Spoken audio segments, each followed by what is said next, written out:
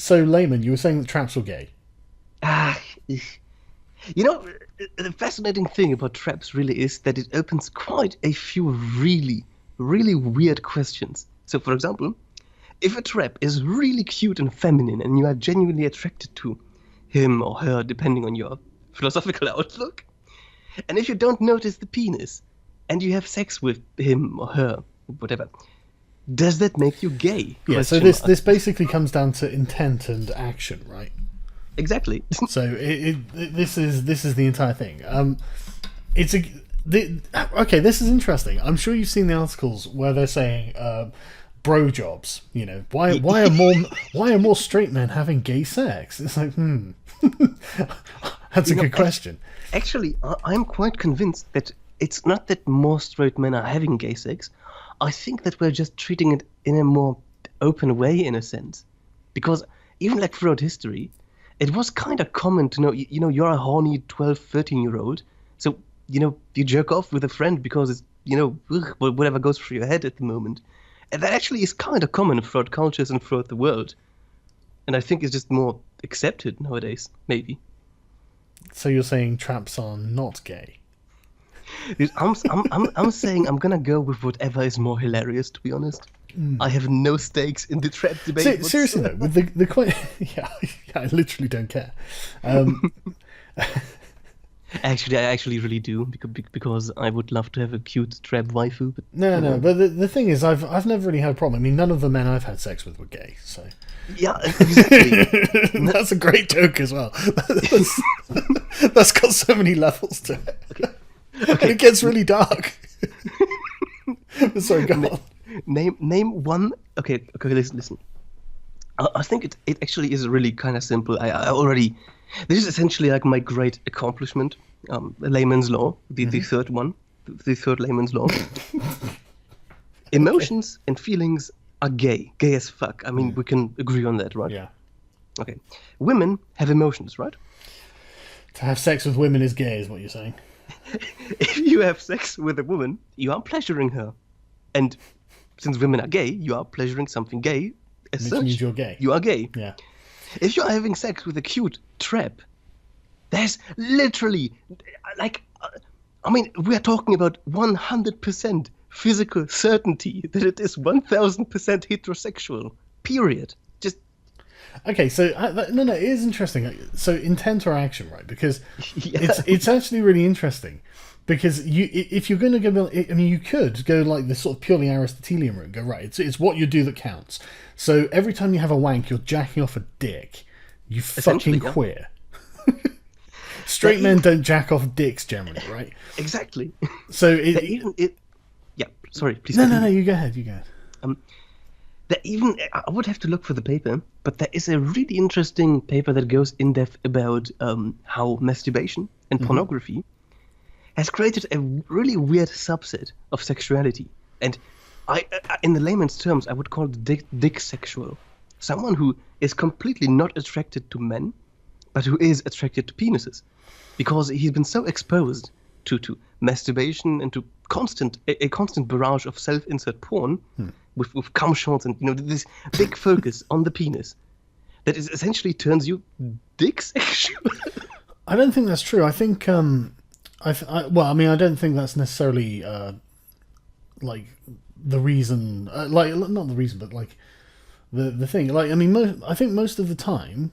I would have thought that the reason you see dicks in shots is so you can pretend you are the one with the dick in the shot, right? So I mean, it can't really make people dick sexual.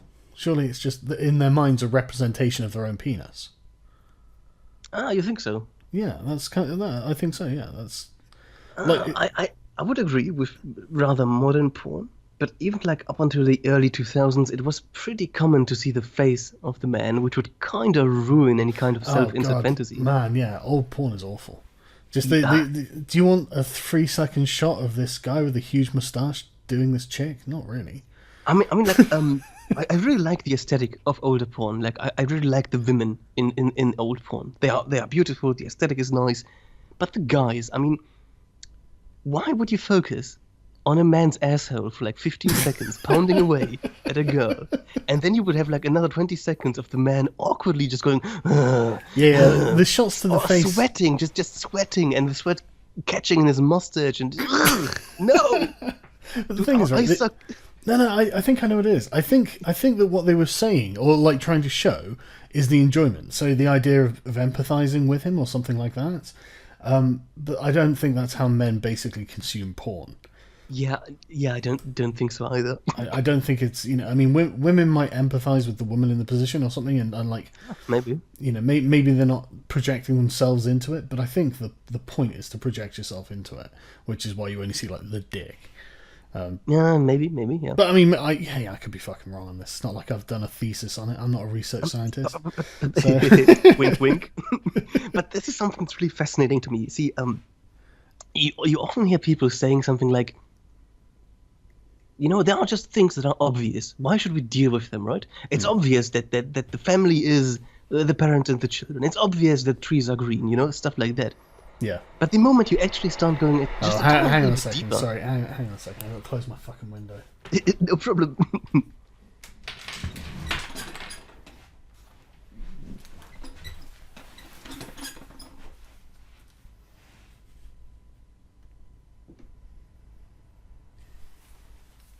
Yeah, I really like awkward silences.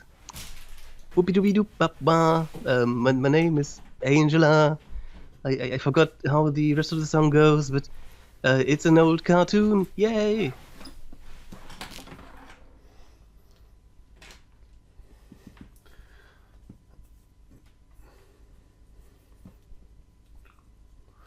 Do you want to start that again, and I'll edit that out. Don't worry. Right.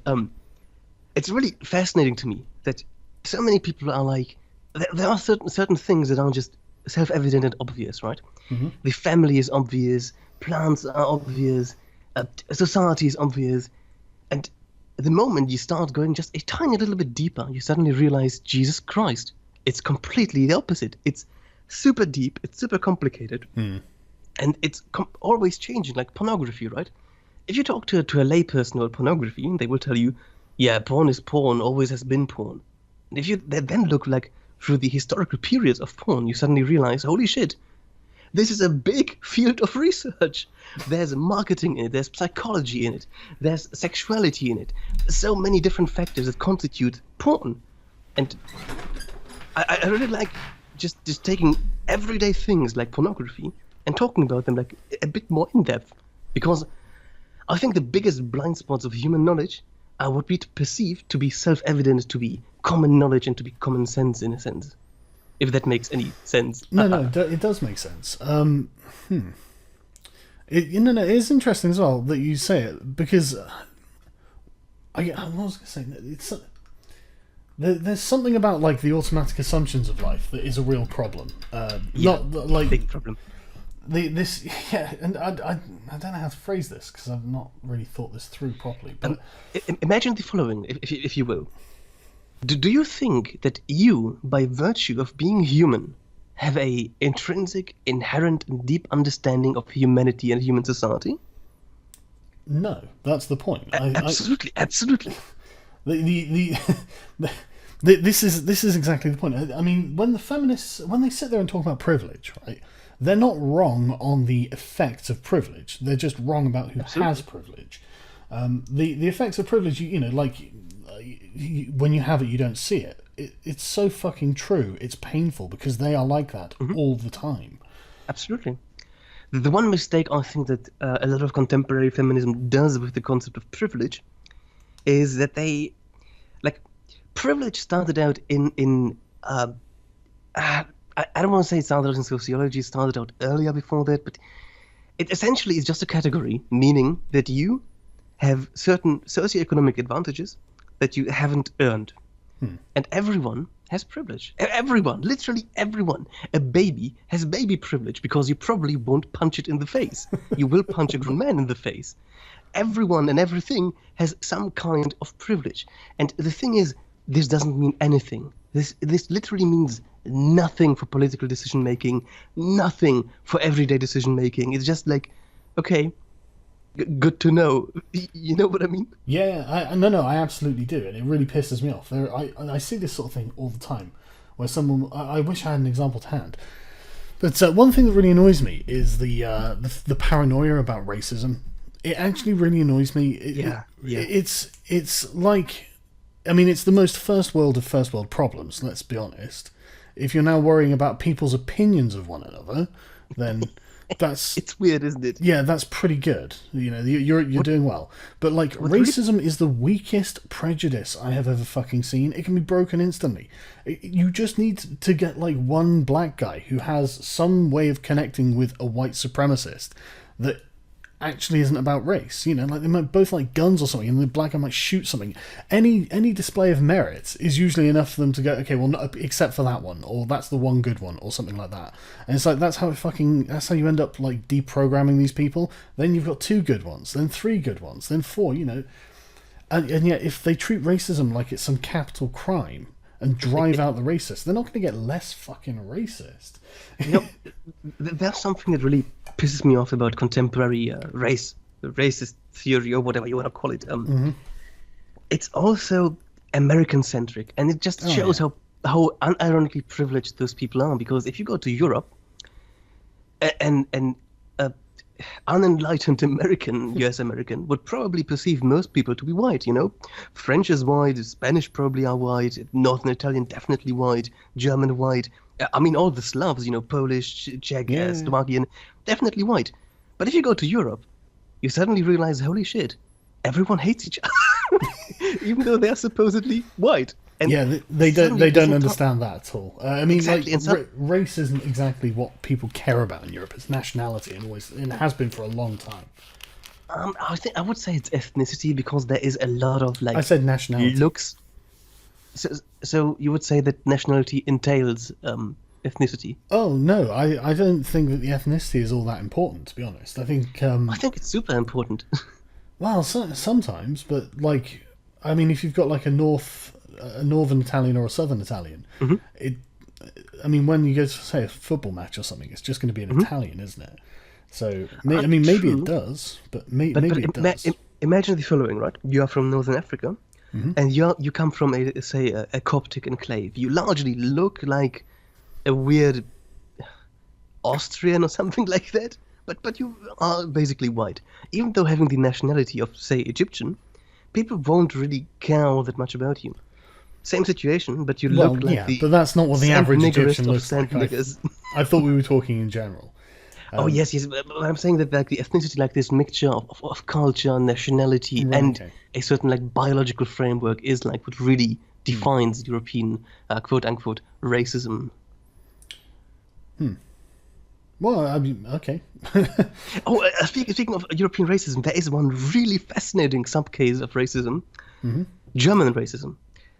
West Germans really dislike East Germans, and East Germans view West Germans with a fuck ton of distrust. They really don't like each other, even though they are they are one nation in a sense. It'll be the same when South Korea and North Korea get back together. Yeah, you'll get huge absolutely social prejudices. Yeah, it's gonna be hilarious.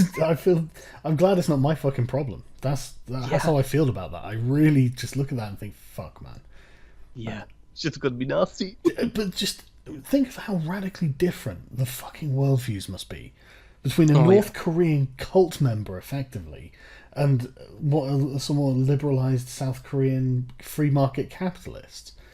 Yep. Jesus. I mean, like, I would imagine that the North Koreans will view the South Koreans as being absolutely 1000% degenerate as fuck. Yeah, absolutely. They are absolutely going to despise them. Just imagine taking a literal unironic party leader of the National Socialists and dropping him on the Christopher Street Day. That's what I imagine. Yeah, they are. Yeah, oh my god. Again, it's just one of those things that I'm just so glad that's not my problem. Yeah. What was I going to say? But at the same time, I really wish them just the best, you know. Well, yeah, obviously, you know, but you can foresee this sort of thing. You know, if you've got a certain kind of worldview, if you just put that lens on yourself, what are you pissed off about? Those fucking degenerate StarCraft playing weebs That's what I'm fucking pissed off about. Like, Speaking of degeneracy, North Korea, about like I would lie, like 10 or 15 years ago, started a unironic, like I shit you not, you can fucking research this yourself. They started a state-sponsored girl group, and they are unironically pretty damn good. Like that's scary. You have a bunch of like North Korean girls, like really cute ones, in army uniforms, covering Western rock and roll and whatever. It's fucking amazing. Isn't that cultural appropriation? Yeah, but they don't have any social power. I will have you know. They don't have any international power either. So They have literally no power whatsoever. to be fair, if one country was being oppressed, it's easy to say North Korea is it. Yeah, kinda. Like external oppression because no one likes them. Internal oppression because they don't like each other. And not only that though, being trapped in the sort of ideological framework of thinking you have like a messianic dictator. Just, and you know what's happening? Well, the country's starving, but the God King or whatever. I'm sure it's not that highly they think of them, but like, I mean, it's still weird. I can't imagine liking a politician. I actually, unironically, back in the day, really liked Ron Paul. I'm gonna admit that. Yeah, okay, yeah. But I mean, like a politician in my fucking country, we don't. Yeah. We don't have people with integrity in this country. Well, I think you do have loads of them. Yeah, they just don't go into politics then. Yeah, they can't go into politics. They can't. Yeah. They lose. In the grand game of politics, the moment you have a consciousness, you lose. Yeah, there's a woman called Tulsi Gabbard in America. She's a Hawaiian, I think, senator or congresswoman. She's a Generation Xer, and I'm sure that's the reason that she's doing the stuff she's doing. She has morals and she sticks to them. It's great. Oh, that's nice. Yeah, I know, isn't it? And she's been refusing corporate money and all this sort of thing, and she's been on basically the right side of every issue so far, like the actually right side. And yeah, so it's actually I'm basically watching her career with interest because I want to see just who goes and fucks her up, basically. Yeah, because she's doing the right thing, and it's sad to say that someone's going to come along and be a complete prick about it. you literally can't have people like her going around, or the entire house of cards just collapses. Just boom. Exactly. Exactly, because she'll end up getting votes. I mean, if the Americans are smart, first female president. From what I have seen so far, she has been absolutely flawless. She'll probably turn out to be some fucking horribly corrupt person, but she doesn't look it. But anyway, I won't go on about it. So yeah, recently, go on. Yeah, I was just wondering, would you like to talk about the whole Thunderfoot thingy because it's just funny to me, or is it really something you? I've had enough of it, to be honest. Just, fucking all right, whatever. You didn't like some jokes. I didn't say. Okay, I don't know why you had to turn into a liar over it. I didn't really mean the whole personal drama thing. I don't really care about that. Oh, right, okay. What I would like to drop in this recording, because we're recording, is the one point that really annoys me, and I just want to reiterate it.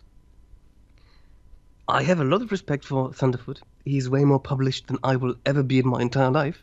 Mm-hmm.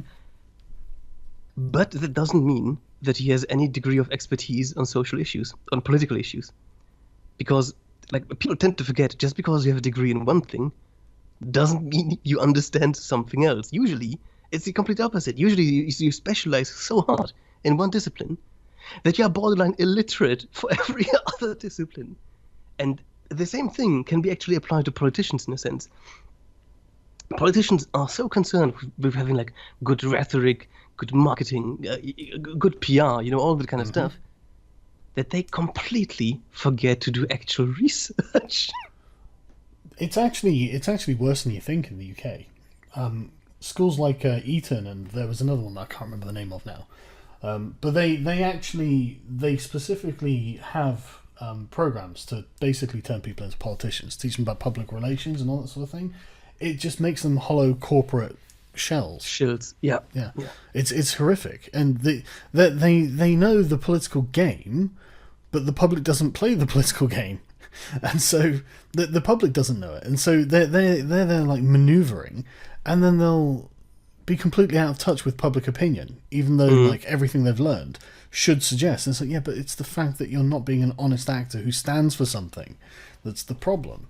I mean, 90% of Jeremy Corbyn's support is based on the fact that he's an honest man who's been standing for the same thing consistently for 30 years or whatever. It's like, okay, well, don't get me wrong, that's a good moral standing to be in. It's not. I think Jeremy Corbyn's like a bad man or tries to deceive people. I just think he's an idiot. You know, it's just like, dude, you're advocating for something that fails all the time, everywhere. Just stop, you fucking lunatic. You know, honesty and actual like knowledge or understanding or whatever are two completely separate issues. So yes, exactly. Yeah, exactly. He's the most well-meaning man with a hammer, and he just wants to take it to your country. That's all. yeah, but people kind of tend to forget that, and it's really interesting when you think about it that your politics are done by essentially charlatans, while the actual people who understand politics are basically locked away in research chambers. It's really weird. Yeah, it is. It actually worries me that more of these people don't go into politics. It does. I mean, honestly, I'm reading Jess Phillips' book at the moment. It's it's amazing. It's the most. Honestly, right? I've never met someone as unself-aware as Jess Phillips. This is the thing. I've never. That's saying a lot, doesn't it? It absolutely is. It is just. I mean, she's there putting her like, and the thing is, right? I think that she thinks she's being honest, and so or she's got the intention of being honest because she thinks that's a virtue. But the thing is, her personality is so horrible. Being honest about the way you are actually makes you sound like a fucking awful person, right? She has a very she's got a good grasp of power politics, but she learned it. She didn't get she didn't educate herself in it, and so it's interesting watching her lay out her train of thought when dealing with people. For example, like when dealing with people and their interests, she has a whole page where she talks about what you should basically do is you'll find people who like want different things than you, but you can work with them in order to get those things. You should never like attack these people. You should always butter them up. And I can't remember exactly the wording, but it was like, yeah, you're describing forming a political alliance so you can together conspire to advance your position within the hierarchy you're in. It's not like honest dealing, Jess. that's actually like a form of collusion. You know, that's something that really annoys me. At times you will stumble, especially like in the skeptosphere, over people who are like, haha, I am enlightened mastermind, and here's my entire plan. Like, I'm gonna admit to being a morally bankrupt asshole that's just in it for the money. I'm gonna lay out every dirty trick that I have, and I'm gonna expect people not to use it against me. Yeah. Usually, I mean, like it's one thing. Like, I mean, Machiavelli, you know, just Machiavelli. Just be an honest, upstanding citizen as good as you can, but if necessary, just be absolute moral scum. Just be scum. Yeah, but he did have the proviso, if necessary. If necessary. And I think that's something that people kind of forget about Machiavelli. He didn't tell you. He's had the worst rap, man. He was. He is. Like it really pisses me off. The whole thing was done out of good intentions, right? And that actually brings us interestingly back to what I wanted to talk to you about a minute ago. So I read Bertrand Russell's Proposed Roads to Freedom. Have you read it? I would have to look if I have it anywhere. It's alright if you don't. It's not very long. I haven't. No, I haven't. But basically, it wasn't a very long audiobook, so I just whacked it on one afternoon. It was good. And it had some really interesting ideas in it as well. One of the things I found really interesting was his opinion of socialist revolutionary leaders. He felt that their actions and their motives came from good intentions. Yeah, potentially, yeah. Yeah. The idea being they are actually usually aristocratic people, in his opinion, that are capable, but for whatever reason choose to not integrate with the sort of current structure. Hmm. Instead, finding solace in people who are outside of that structure, the power structure, and then thinking basically to change the whole thing for the people that they've joined. It's never like the entire population or anything like that. It's just a group, and then basically these are the people who lead revolutions, and I'm seeing that a lot. I'm not seeing many working class revolutionary leaders. I'm seeing a lot of middle class, university educated, Hmm. bored socialites as revolutionary leaders. And then I was thinking, well, why am I even that surprised? I guess the poor people are busy, and often they don't get the education that the middle class socialites get. And I thought it was an interesting archetype, and it seems to be consistent. There is a really interesting quote. I don't think I can properly translate it, but it goes something like this. The worker is unable to understand his situation because he doesn't have the education of a rich man. Mm-hmm. The rich man is not able to understand the worker's situation because he doesn't have the education of the poor man. And I think there's a lot of truth to it. Yeah, absolutely. Because like the ideal person to actually understand what it is to be like tremendously poor would be someone who has like practical experience growing up in poverty, living in poverty, and then going and basically developing tools to actually like scientify poverty. I think that person can actually have like a proper deep insight into poverty. But I think that just because you have an university education on poverty doesn't mean you actually understand it in any noteworthy degree. Well, at the very most, you could understand it in an abstract way. Yeah, of course, like that's everything it. university is, abstraction, obviously. of course. Yeah, obviously, and that's the very best that you can expect these people to hope for. Yeah. I mean, living through it is definitely a way of understanding it in a deeper manner, in my opinion. And I'm saying that as I've been piss poor in my life as well. Yeah, same. Yeah, so it's this is the thing that I have with sort of libertarians as well. These people are rarely particularly poor, and they're usually doing well. Now maybe that's them bragging on social media. I don't know. I'm sure they are hard workers as well. So don't get me wrong. I'm sure they've earned what they've got, but they're very rarely like ultra poor people. Not that I've seen. Ironically, I had the complete opposite of an experience. Really? Whenever I saw like hardcore libertarians, like even like anarcho-capitalists. Well, I suppose you had a few of them, Mr. Dapperton or whatever, that were having like, yeah, give me money or the globalists will win. maybe I'm not looking hard enough for that. But anyway, what was I talking about? Yeah, the revolutionary leaders thing. I thought that was really interesting.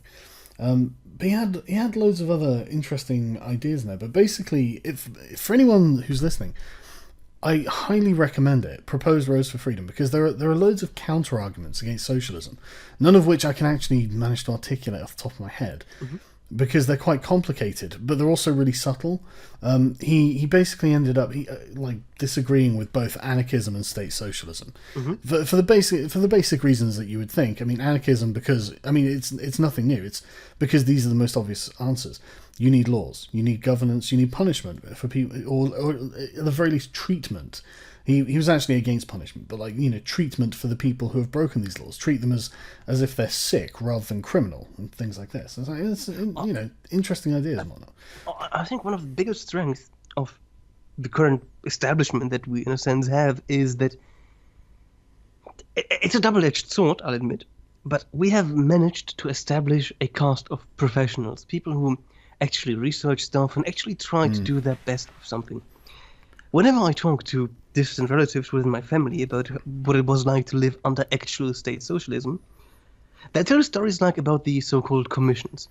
Now, if you wanted to make, for instance, a new theater play, a movie, a song, and you wanted to actually publish it, get it amongst the people, you'd have to perform in front of a commission first.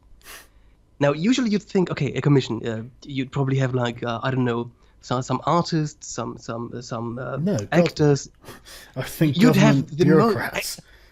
government officials that have no idea about what constitutes a good or a bad theater play. Of course not.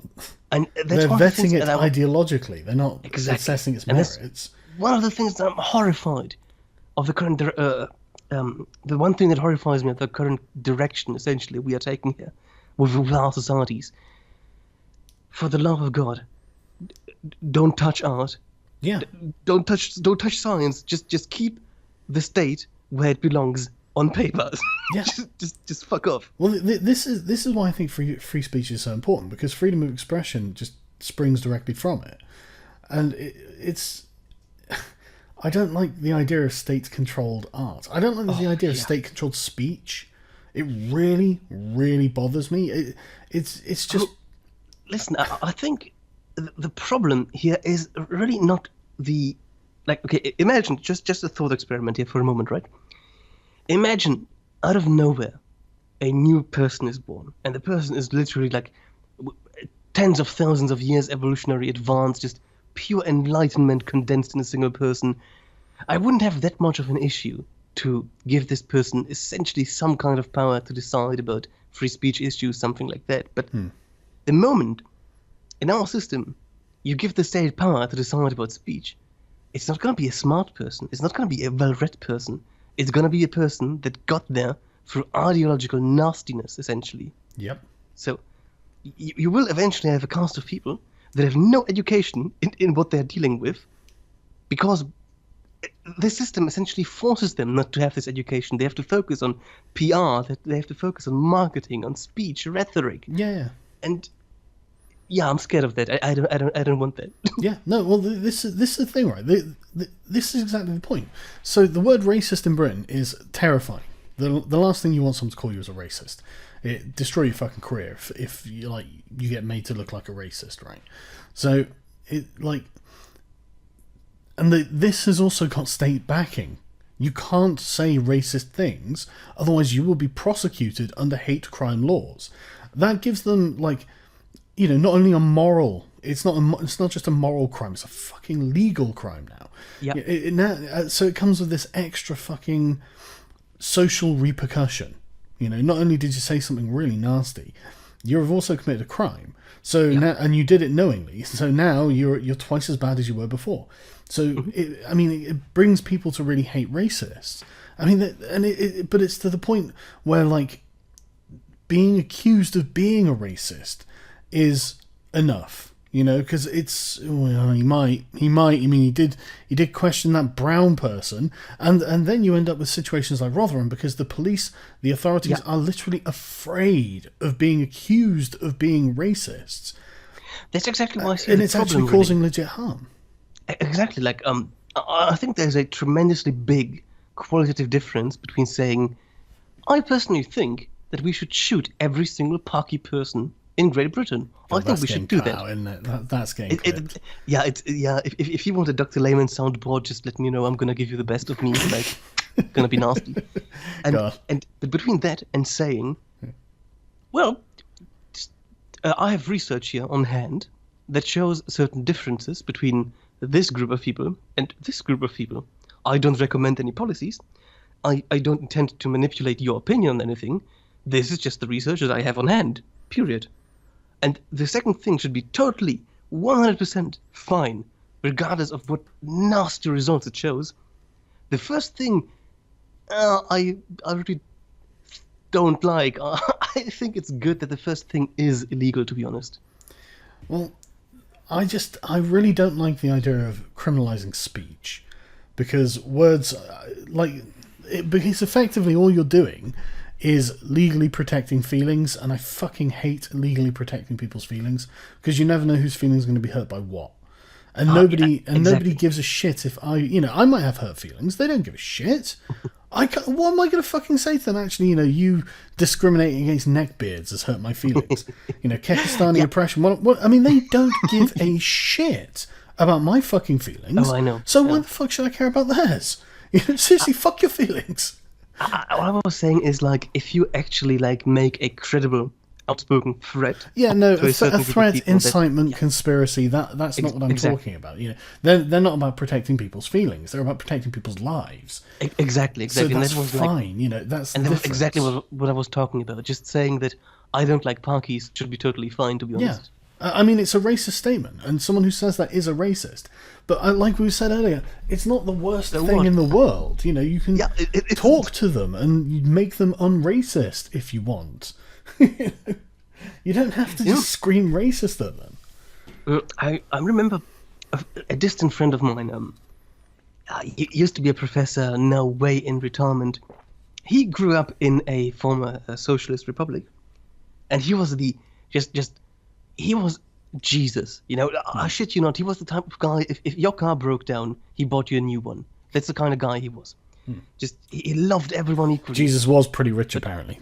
But essentially, but Well, no, at the same seriously, he had time, like oils poured over him that were like worth a year's wages and stuff like this. yeah, He can't have been I- that fucking poor. But anyway, go on. and at the same time, he had this like if he saw two men kiss on the street, he had like a visible reaction of disgust, and he was like, "Oh, dude, I wish we had like the Red Guard back. Oh, those guys, just shoot them, just bring them back around and shoot them in the back of the head." And you're standing right next to him, the guy Jesus. that is willing to donate a kidney to you without knowing you, telling you we should kill all homosexuals. And that's something like that really makes you think that maybe It really makes you think. maybe we should kill homosexuals, just maybe. But no, it really makes you think about like the nature of good and evil in a sense. People who say racist things can be the nicest, most beneficial, and most benevolent people on the planet. And people who are the most anti-racist, egalitarian, feminist, whatever, can be nasty assholes that attack people with bike locks. Honestly, I've been thinking about this a lot, right? Like ideological conviction and how it aligns with morality. Because I was talking to someone on Twitter the other day, Eve, and she was saying about how morality wasn't relative and subjective, and so Ayn Rand, is that you? yeah, exactly, yeah, and so there must be an objective morality which proved God, basically. Okay. Yeah, I don't agree. Even if morality is subjective and people define it themselves because there is no God. That's the premise I start working from. But also, just because something is shared by everyone doesn't mean that it's necessarily objective. It just means it just means it's intersubjective. yeah, it just means it's a universally held opinion. Exactly. It's obviously in the interest of Wait. the person who holds it. Wait. So you're telling me that large groups of people can be wrong? Yeah, no, I mean it's worth Wow. yeah, exactly. It's worth making sure that we're not talking we're not saying that these things are not relative. Our moral system is far better than the moral systems of some others. In fact, I can't find a better moral system, and if I could, I'd adopt it. This is the best moral system that I've found, and At least for you personally at the moment. yeah, for me personally at the moment. But that's that's a consequence of my personal experience and what I've come to see as the best ideas. Mm-hmm. But as soon as you adopt an ideological framework, then it literally changes all of this, and suddenly things that you might have thought were immoral before, it doesn't seem unethical or immoral at all, because these people are I mean, it seems the immoral position appears to be standing in the way of the end goal. Mm-hmm. And how could you stand in the way of this happening? I mean, look, we're doing it, or we're trying to, and so that becomes immoral, and I think this fuels a lot of hatred.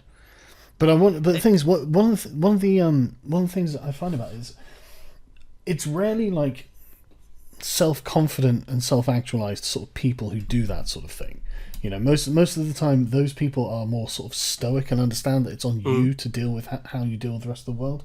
But these people, I honestly think, is the sort of person who is not really they don't understand themselves, and they're not very self-confident, and they've got some kind of emotional issue that they're trying to cover up, and basically scapegoat all of their hate on someone else. Just I'd like to go a little bit deeper into the concept of ideology here, real quick, yeah, because sure, it's something that's really interesting and important to me. Because usually, like, if I make a video, usually I at least once mention, like, let's drop our ideological convictions and let's do research. yeah. I think there is a tremendous qualitative difference between two types of ideology. If your ideology is a result of research, as in, let's say you have 5 points in your ideology, and every single point of your ideology is a result of a tremendous amount of research, of just both like scientific and non-scientific research, I think that's fine if you have like a outcome ideology in a sense. If you have a input ideology, that means an ideology that precedes any kind of research and shapes your worldview before you get any research in, and essentially decides what research you'll even consider or what kind of research you don't consider. I think that's the type of toxic ideology we have to fight in a sense, because that's the kind of shit that blinds you to actual realities in the world. So just going out here to say, I don't know if that's the best way of describing it, because I mean, people who have like completely pacifistic ideologies like Buddhism or something, and I mean, I would consider like a sort of, from what I know, ideologically, like Buddhists don't tend to be genocidal. I mean, I know what's going on. I know what's going on in Burma at the moment, but that seems don't like forget Sri Lanka. True. Yeah. No, yeah. But okay, I mean, fuck, I don't know then. Jesus, but yeah, maybe. So you're saying that Buddhists may be peaceful, they also may be violent. See what I did there? No. But I know what you mean. Like no. Hang on. Let me think about it a second. Because what I mean is, they might hold an ideology that's completely benign, and so even though they didn't reason themselves into it, they just grew up with it and they believed in it, and they adopted it uncritically. That doesn't mean that they're necessarily the problem, because they would be in the category you're talking about. I think the problem, honestly, is any ideology that is totalitarian, because they're essentially all utopian. If we can control the thoughts of every person in this country or whatever, in this region, then this will work. Well, you fucking can't. It's ridiculous to think that you could. Dude, there's this one famous quote. Oh god, I think it went something like this. Oh man, all we'd have to do to have a communist world would be for everyone to be a communist. Yes, exactly. That's exactly it. Everyone has to think exactly the same, and it's not going to happen. It's a ridiculous thing to suggest. Yeah. And they don't seem to understand that it's not going to happen, because people's thoughts, but ideology and everything is shaped by the physical environment. The condition of luxury or poverty that they're in, and all this sort of thing. It basically creates classes of people, and they honestly think. I mean, the state socialists are the most deluded. They're the animal farm types. But some people are equal, some people are more equal. Yeah, absolutely. And I mean, the anarchists are the anarcho-communists, which is effectively the proper communists. Thank you. Yes, I appreciate that. I know. I've been doing my homework. Basically, from Proposed Road to Freedom, Shaw makes he basically goes through these in excruciating pedantry, but it's necessary. But yeah, so basically the actual communist utopia, I don't think it could happen for. I mean, it probably like 100 years, because you would have to be absolutely post-scarcity. I mean, and I don't mean like people having good jobs and nobody going hungry. I mean nobody having to fucking work, because as soon as some people have to do things and other people don't have to do that thing, you get classes forming, and so you've got some necessary use for a government, because some people will have more than others, and so you need laws and regulations and whatnot to maintain all of this. And the only time communism, I think, can really happen is when literally technology has become so advanced that human beings literally do not have to work. And then you won't need a revolution. That will just happen on its own. The classes will literally just fall away because there will be no distinction between people. And the only classes you'll ever get will be like, intellectual or artistic or, something musical classes or something like that, where people are demonstrating skills in a certain region. Probably video games, for fuck's sake. Probably. But basically communism will eventually happen if human beings become wealthy enough through robotic production. It will eventually happen 100 years or 500 years in the future or something like that. I think, like, I come from a Durkheim tradition. Go on.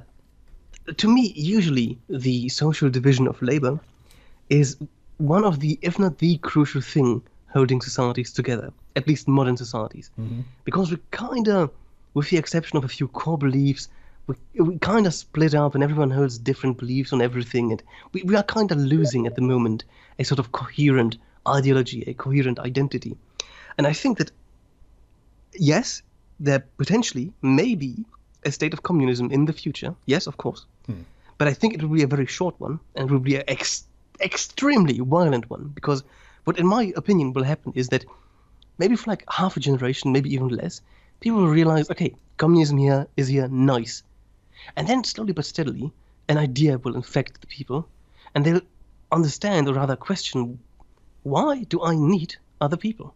Why should I care about other people? Mm-hmm. And there's only a limited protection, essentially, that empathy can give your surroundings. If you have absolutely no need for another person, as in the person can die for all you care, and there is no government, to punish you for killing the person, why wouldn't you do it?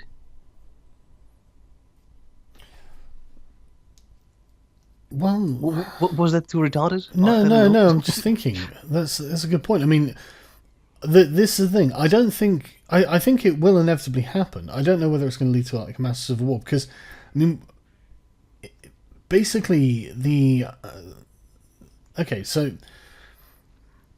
it's actually a really scary proposition, isn't it? Because I totally agree with you that a communist society, the people would probably be complete fucking dicks. Mm. This is something I've long thought about communism. Like, in fact, I don't even think we have to get to communism for that to be the case. When you've just got like the majority of people who don't have to work, and a small group of people using the robots, these people are just going to be total fucking pricks all day, because they're effectively living in the communist utopia. So for them, it won't fucking matter. They won't want to be political. They won't care. What difference will it fucking make? They don't have to do anything. Absolutely. I mean, you can make a similar argument, even though it's more of an argument of geographic separation, for our contemporary societies, There's this one chain of clothing called Primark. Mm-hmm. Exceptionally cheap. I know, I buy all my clothes there because I'm terrible. Exactly. Do you know about the labor conditions of the workers there? It's like legit slavery. It's like fucked up. I know. But at the same time, because you don't really need them, like you don't really care about them, so it's totally okay for you. You don't have any picture in your mind of a poor mother of 6 or 7 having to work 16-hour shifts to make your shitty shirts. Yeah, I know. So, and honestly, now you make me feel bad, you twat. But seriously though, right? This is why I hate dealing with like libertarians and ANCAPs who are like, well, the magical free hand of the market and all this sort of thing. It's like, look, that's really only when you're talking about purely economic. That's the purely economic analysis of the situation. And so don't expect. Yeah, but it's one dimensional. You're never going to get a moral analysis from it. And that's why the child sex slave trade is still a thing, but it has to go underground. Children are property, to be honest. yeah, exactly, and can be sold if you want. Yeah, but yeah, exactly. It's going to trade anything, and that's there are severe moral issues with it. Fuck, what was I going to say before that? But yeah, I just hate that fucking argument. So, you wouldn't buy from a racist with you. Yeah, people will buy from the racist, and they'll end up buying from the child sex slaver, and Come on, let's be I mean, realistic. let's drop any pretense of morality here and imagine you suddenly wake up in society where it's okay to buy child sex slaves, where it's okay to have recreational nukes, where it's okay to rent a boat, drive to Somalia, and shoot a bunch of black people. I mean, I think that while not everyone would use those opportunities, I think there would be a steep increase in people using those opportunities. You know what? If you actually think about it, the ANCAP paradise is basically the same as the ANCOM paradise, isn't it? It really is. The only difference is that the one says no money and the other says only money. Yeah, but they don't seem to understand that they're not going to need money either. When you get to a point where people are that wealthy, like if you can get to a point where people are wealthy enough to basically have their own private fortresses, which is what you would have in Ancapistan, then you must be producing some, like a beast. I mean, but this is the thing: the atomization of society. I think it is like inevitable, like you say, if people are wealthy enough, if they literally absolutely. don't need each other, they won't. Wealth is pure cancer for social cohesion. Yeah, It's pure cancer. yeah, absolutely. And but they're going to have to come up with some kind of formalized rituals. You know that, right? They're going to have to come up with some way of, like, initiating an interaction, because there will still be people who want to interact, but it might not be a social norm. I guess so. So you have to have. So, yeah. No, you absolutely will have to. Because I mean, like, part of someone's experiences. I mean, there's always going to be sex, assuming sex robots don't ruin that as well for women. I'm fucking horrified of sex robots, to be honest. I don't care, but it's just like, I mean, I think it's inevitable. That's the thing. Dude, sex robots will be the nail in the coffin of the West, to be honest. Yeah, gender relations are done. I shit you not. I shit know, you not, thanks, man. Feminists. We had this really awkward conversation at a table at a cafeteria, about 12, 13, 14 people, about sex bots. And at one point, after the debate got kind of heated, I just asked, okay, listen, a 10 out of 10 waifu bot is released on the market right now and costs you only 200 euros. Hands up who is going to buy one. I raise my hand. And then you slowly but awkwardly see all those different people from all those different departments, all those different social classes, just awkwardly raising their hand. And even one girl raised her hand. And it's like, yeah, okay, good to know. Shit's fucked. I don't even know how I feel about them. I've not really thought about it. Because I doubt my wife would be happy if I got one. Oh, dude, I know that if I got one, I think my girlfriend would use it more than I do. I don't. The thing is, it's weird though. I always get an uncanny valley feeling from them. Yeah. So I don't. I mean, I expect more response and action from a woman. I expect her to like act like a human. But that's nothing like my Japanese anime. I know. I've just got this weird fucking habit of thinking women should be humans. Weird. I know. Fucking 3D pig disgusting, to be honest. Honestly, I've seen like the pictures, the videos and pictures of like, sex bots where this guy invented a fucking sex robot in his basement because he's a fucking giant nerd. Now he's selling it, and I'm just okay, Christ. God, how desperate do you have to be? Oh, would you like a tiny little bit of trivia? Yeah, go on, sure. Have you ever heard of Jay Posadas? No. Right, Jay Posadas, I think his entire name was like something, Homero Romulo, something Christian Frasnelli, whatever. Jay Posadas. He's a communist, or rather was a communist. He's dead by now. Mm-hmm. And he started a somewhat influential subsection of the communist movement that had two really, really interesting positions. The first one, nuclear war, is not only inevitable, it also is desirable, because only through nuclear war will they be able to throw off the shackles of capitalism. Nuclear war will purify the planet and allow a communist utopia to arise. And the second one was a firm ideological, actually codified in their communist documents, codified belief in UFOs, and that there are that there actually are communist aliens out there. The thing is, right? They might be right. These might be post-scarcity aliens who've yeah, no, literally, they might actually be communist aliens. That's the gayest fucking thing. The communists might actually be right on something. Just fucking imagine a communist UFO landing, I don't know, in South Korea, Japan, or US, and this awkward silence, just this awkward silence. It's like, you cucked, didn't you?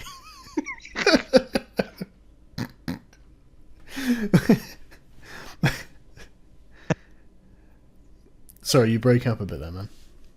Oh no, I was just laughing, giggling to myself. Yeah. So the thing is that it is interesting. I do genuinely think the communist utopia is inevitable. I just think it's like hundreds of years from now, and we should just get used to it as it is, and just carry on being liberal but not corporatist. I guess I think is the best option.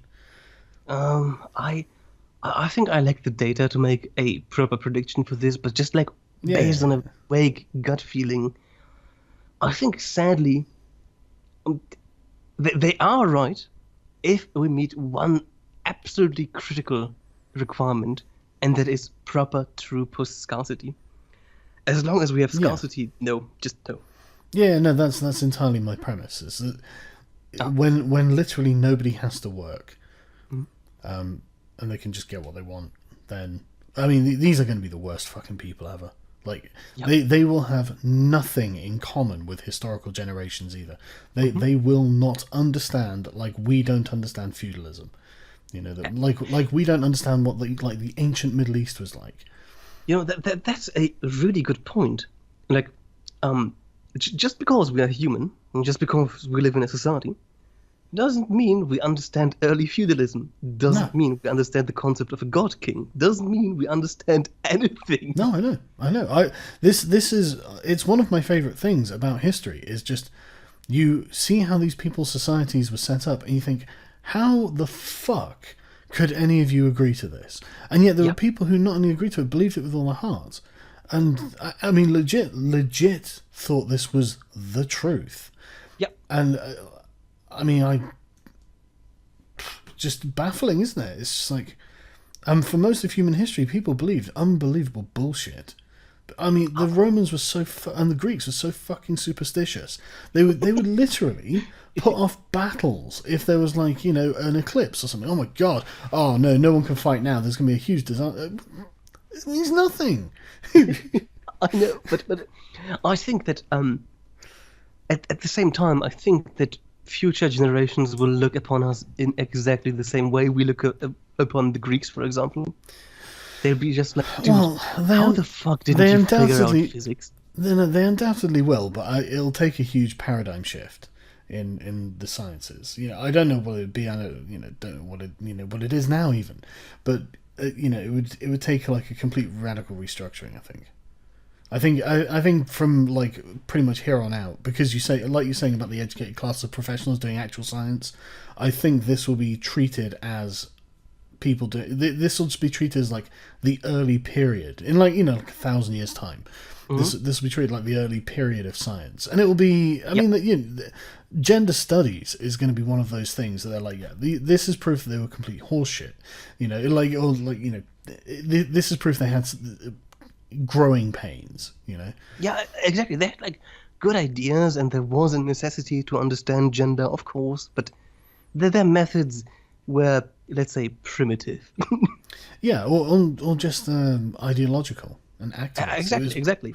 Political rather than scientific. My personal prediction is, and it's a very give me a second. It's a very controversial prediction. Is that what we've seen over the last few thousand years is a breakup and specialization of disciplines. Out of philosophy became science, became basically everything. Out of mathematics devolved subsections of physics, and everything just splintered out of basic. Just like if you were a scholar in 500 BC in Greece, you'd have a basic understanding of mathematics, of philosophy, of everything, absolutely. and everything was just kind of just one thing. Yeah. And slowly but steadily, everything broke up into No, you're subsections. right. Sorry, I wasn't interrupting you because I thought you were going somewhere with it. I totally agree. It did come out of philosophy, basically. And what I think is going to happen in the coming future is that we will start unifying various disciplines. Like, I've seen it with my own discipline. At the moment, without mathematics and without the theory of systems, which comes essentially from biology and physics, and without the philosophy of science, like what can you know, how can you know, stuff like that, I'd be dead in the water. And the same thing can be said, like if you want to study, for example, violent video games, you can't just look at it from a, let's say, biological perspective or just a sociological perspective. You need psychology, you need biology, you need evolutionary psychology, neuropsychology, so much bullshit.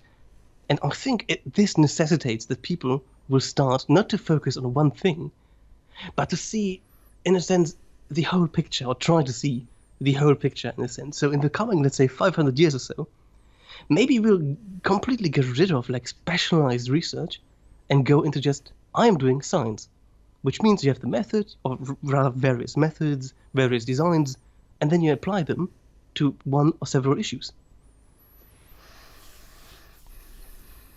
That's going to make a lot of gender studies people angry. Yeah, it will. Biology in my gender studies? No way! Yeah, exactly. They're going to be fucking livid. But shout out to a dear friend of mine who does gender studies. You are awesome.